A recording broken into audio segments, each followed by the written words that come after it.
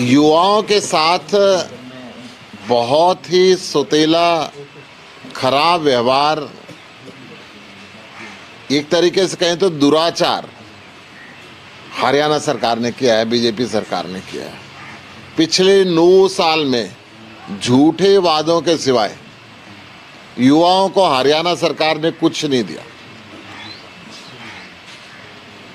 Cat का exam भी पूरी तरीके से फेल हुआ है। Haryana state public service commission भी पूरी तरीके से नाकाम रहा है। प्रदेश का 25 लाख युवक दर बदर धक्के खा रहा है रोजगार की तलाश के अंदर। रोजगार उस युवकों को मिल नहीं रहा।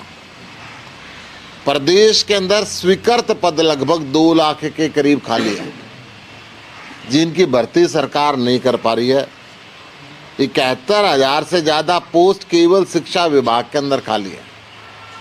21,000 से ज्यादा पोस्ट पुलिस विभाग के अंदर खाली है। 9,339 परिवहन विभाग के अंदर खाली है। 5,738 पोस्ट पशुपालन विभाग के अंदर खाली है। 5,073 पोस्ट सार्वजनिक स्वास्थ्य इंजीनियरिंग विभाग के अंदर खाली है। 3,320 पोस्ट अग्निशमन विभाग के अंदर खाली है। 2,867 पोस्ट शिक्षा अनुसंधान विभाग के अंदर खाली है। ऐसे अनेकों डिपार्टमेंट हैं जिनके अंदर हजारों पोस्ट खाली पड़ी हुई हैं, परंतु हरियाणा सरकार उनकी भर्ती नहीं कर रही है। लगातार युवा जब परेशान है, Haryana public service commission paper लेता नहीं है, और लेता है तो वो रिजेक्ट हो जाते हैं। अब इन पदों के भरने के बजाय एक बहुत भारी षड्यंत्र हरियाणा के युवाओं के साथ हो रहा है। इजराइल जैसे युद्धग्रस्त क्षेत्र के अंदर हरियाणा के 10,000 युवाओं को भेजने की तैयारी हरियाणा सरकार कर रही है। बेरोजगारी का ये आलम है कि युवक वहां जाने के लिए भी 10,000 पोस्ट के पीछे 50,000 युवक लाइन लगा के खड़े हैं। युवकों से जब पूछा जाता है कि इस लड़ाई के मैदान के अंदर आप क्यों जा रहे हो, तो जवाब दिया जाता है कि भूखे से मरने से अच्छा है गोली खा के मर जाए। ये हरियाणा के युवकों ने जवाब दिया। इस हरियाणा प्रदेश के युवक को इस दयनीय स्थिति में लाने के लिए खट्टर सरकार पूरी तरीके से जिम्मेदार है। पूरे हरियाणा के अंदर हर घर के अंदर बेरोजगार बच्चा आज इस कदर खड़ा हुआ है कि या तो वो डिप्रेशन के रास्ते पे जा रहा है, या वो अपराध के रास्ते पे जा रहा है, या वो नशे के रास्ते पे जा रहा है, और अब युद्धग्रस्त क्षेत्र के अंदर जाने के लिए तैयार हो गया है। खट्टर सरकार एक्टिव मोड में है, इस प्लानिंग से बाहर निकले। हाई कोर्ट ने भी 1 लाख रुपए जुर्माना हरियाणा स्टेट पर। इतना भ्रष्टाचार के बावजूद भी Haryana public service commission Khattar साहब के संरक्षण में चल रहा है, उनके चेयरमैन इनके संरक्षण के अंदर चल रहे हैं।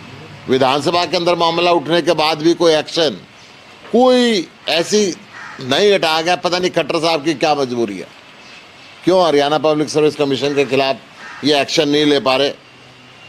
ऐसा कमीशन जिसने लाखों युवकों का भविष्य अंधकार में कर दिया, ओवरेज कर दिए, परंतु वो भर्ती नहीं कर पाया।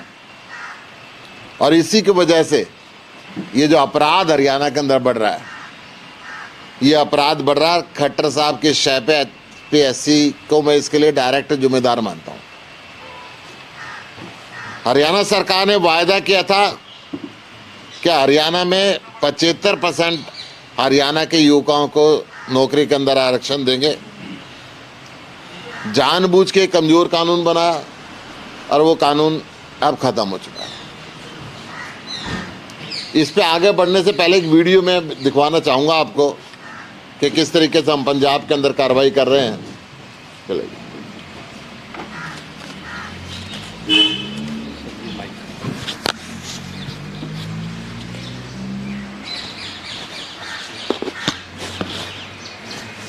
चलो।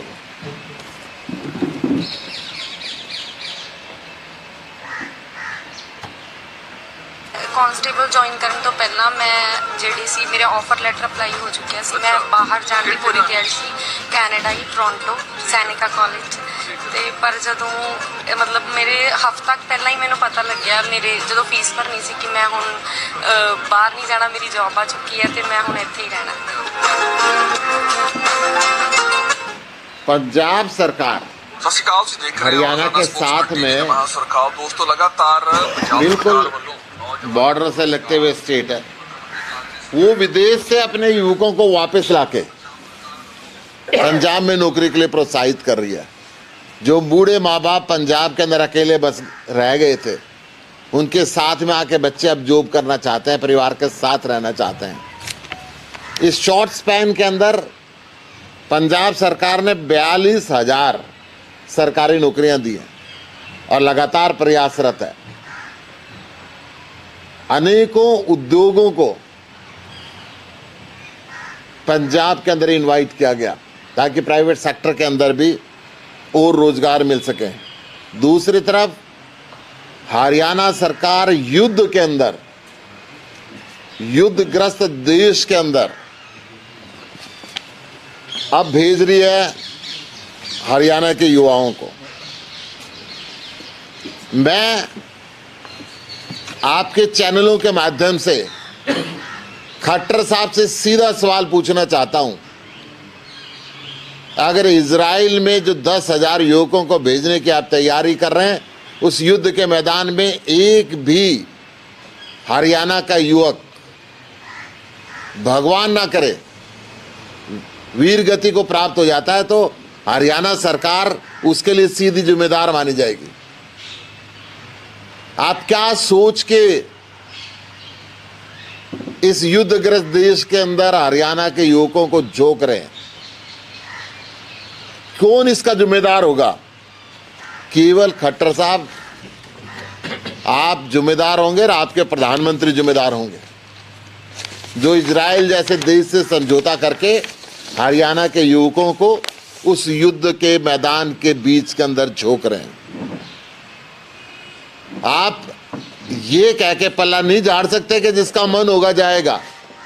मन सबका रोजगार लेने के लिए आप अपने 2 लाख पदों को भरो, पहले जो सैंक्शन पोस्ट आप उनको भरो और फिर शांति पूरे देश के अंदर युवकों को भेजना है तो वहां पे भेजो, नहीं तो अच्छे उद्योग हरियाणा के अंदर लगाएं।